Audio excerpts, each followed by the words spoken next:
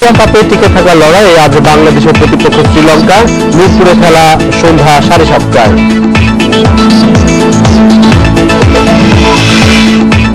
বিশেষজ্ঞ চিকিৎসক থাকতেও রোগীর চিকিৎসা, এমনকি অস্ত্রোপচারও চলছে সুইপার, নিরাপত্তা প্রহরী কিংবা তৃতীয় শ্রেণীর কর্মচারী দিয়ে। প্রত্যন্ত অঞ্চল বা কোনো উপজেলা স্বাস্থ্য কমপ্লেক্স তো রয়েছেই, খোদ ঢাকা মেডিকেল কলেজ হাসপাতালে মানুষের জীবন নিয়ে চলছে এই ধরনের অপরাধমূলক কার্যক্রম। ইন্ডিপেন্ডেন্ট টেলিভিশনের অনুসন্ধানে উঠে এসেছে এসব চিত্র। ঢাকা মেডিকেলের সার্জারি বিভাগে চলছে এক রোগীর অস্ত্রোপচার, তবে ডাক্তার নয়। যিনি রোগীর ফাটা মাথা সেলাই করছেন তিনি একজন সুইপার। ওই একই বিভাগে আরেক রোগীর অপারেশনে ব্যস্ত দুজন, একজন ব্রাদার আর একজন সুইপার। নিয়ম অনুযায়ী এখানে থাকার কথা বিশেষজ্ঞ চিকিৎসক। ইন্ডিপেন্ডেন্টের অনুসন্ধানে গোপন ক্যামেরায় এসব দৃশ্য ধরা পড়লেও পরে তারা তা অস্বীকার করে। না না না, আমরা এগুলা সেলাইও করি না, আমরা অপারেশনও করি না।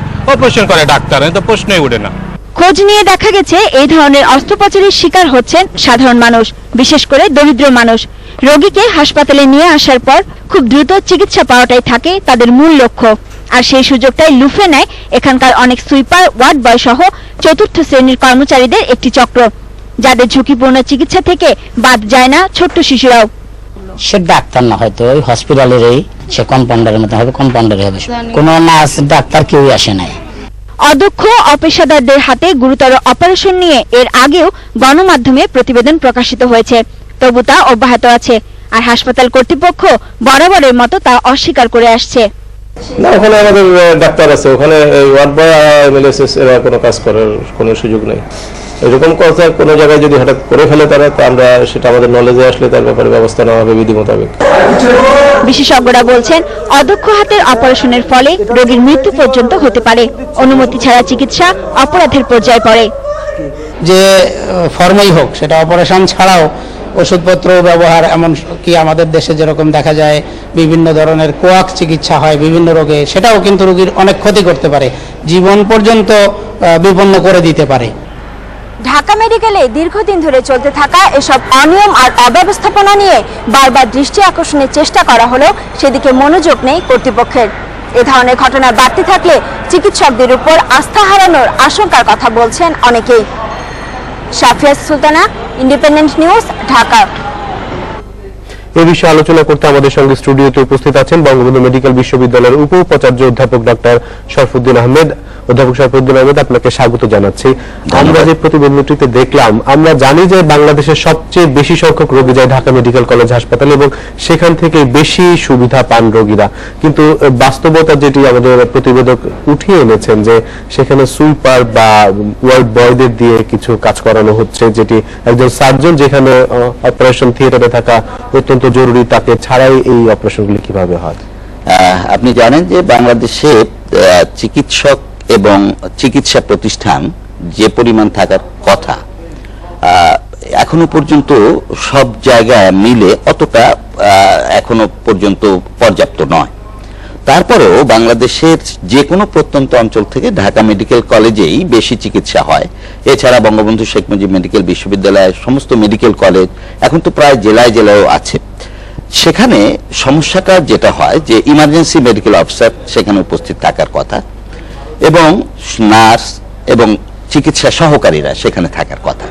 সেক্ষেত্রে যদি কোনো সময় কোনো কারণে একজন চিকিৎসক এর অনুপস্থিতিতে কোনো ওয়ার্ড বয় বা সুইপার এই ধরনের কোনো চিকিৎসা করে, আমি মনে করি সেটা গর্হিত কাজ এবং যারা এগুলোর সাথে জড়িত অবশ্যই তাদেরকে আইনের আওতায় আনা উচিত। এবং আমি মনে করি যে এর জন্য একটা প্রশাসন আছে, ডিরেক্টর সাহেব থাকেন, ডেপুটি ডিরেক্টর, অ্যাসিস্ট্যান্ট ডিরেক্টর এবং ইমার্জেন্সিতে যারা ইমার্জেন্সি ইনচার্জ মেডিকেল অফিসার থাকেন এবং নার্সিং স্টাফও থাকে, তাদেরকে অবশ্যই এই ব্যাপারে সতর্ক থাকা উচিত। আমি মনে করি যে যেখানেই সেটা উপজেলা লেভেল হোক অথবা জেলা লেভেল হোক, কোনো ওয়ার্ড বয় বা সুইপার কোনো রোগীর গায়ে হাত দেবে না।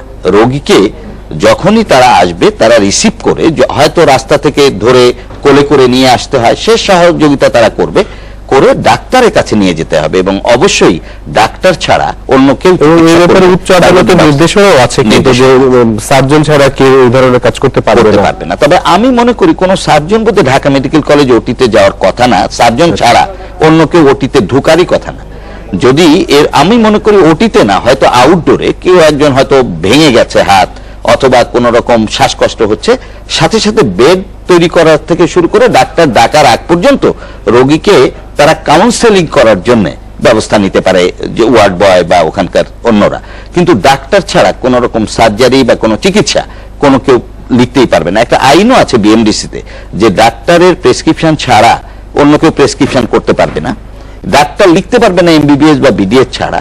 এমনকি প্রেসক্রিপশনও কিছু কিছু অ্যান্টিবায়োটিক আছে যেগুলো প্রেসক্রিপশন ছাড়া কোনো ফার্মেসিও কিন্তু এটা বিক্রি করতে পারবে না। এই বিষয়গুলো যদি সতর্কতার সাথে দেখা হয়, প্রশাসন যদি এগুলোর দিকে দৃষ্টি নিবদ্ধ করে, তাহলে এ ধরনের অনভিপ্রেত দু একটি দুর্ঘটনা বা দু একটি বিচ্ছিন্ন ঘটনা এটাও ঘটা আপনি বলছেন যে আমরা যে প্রতিবেদনটা করেছি এটি একটি মানে সংখ্যার দিক দিয়ে একটি বিচ্ছিন্ন ঘটনা। আমি মনে করি যে এটা বিচ্ছিন্ন, এবং যদি এরকম কোনো কিছু করে থাকে কেউ, তারা চিকিৎসকদেরকে জিম্মি করেছে, যারা করেছে তাদের বিরুদ্ধে ব্যবস্থা নেওয়া উচিত। কিন্তু সারা দেশেই কিন্তু আমরা এই ধরনের হাসপাতাল একই চিত্র দেখতে পাই। আমরা উপজেলা লেভেলে অথবা জেলা লেভেলে যেখানে চিকিৎসক স্বল্পতা আছে, অনেক ক্ষেত্রে ধরেন অনেক জায়গায় যা প্রয়োজন সেই কনসালটেন্ট অথবা তার সহকারী অথবা একজন পেডিয়াট্রিক আছে কিন্তু গাইনোকোলজিস্ট নাই, আবার দেখা যাচ্ছে যে কোনো জায়গায় সার্জন আছে অ্যানেস্থেটিস্ট নাই, আবার অ্যানেস্থেটিস্ট আছে সার্জন নাই। এসব ক্ষেত্রে আমি মনে করি যে সরকারের রিডিস্ট্রিবিউশন করে যেখানে যেটা প্রয়োজন সবগুলো যদি দেওয়া হয়, তাহলে ওই ধরনের ওয়ার্ড বয় বা সুইপাররা কোনো সুযোগ পাবে না। এবং এই ব্যাপারে বোধহয় প্রশাসন আরেকটু কার্যকর পদক্ষেপ নিলে এই ধরনের সমস্যাগুলো থেকে আমরা মুক্তি পেতে পারি। অধ্যাপক শরফুদ্দীন আহমেদ, আমাদের সঙ্গে যোগ দেওয়ার জন্য আপনাকে অনেক ধন্যবাদ। অনেক অনেক ধন্যবাদ আপনাকে। আমরা চলে যাচ্ছি পরের খবরটিতে। দেশের অনেক সরকারি হাসপাতালে অস্ত্রোপচার হচ্ছে সার্জন অথবা মেডিকেল অফিসার ছাড়া। এ নিয়ে আদালতের নির্দেশনা থাকলেও মানছে না কেউ। তদারকির অভাবে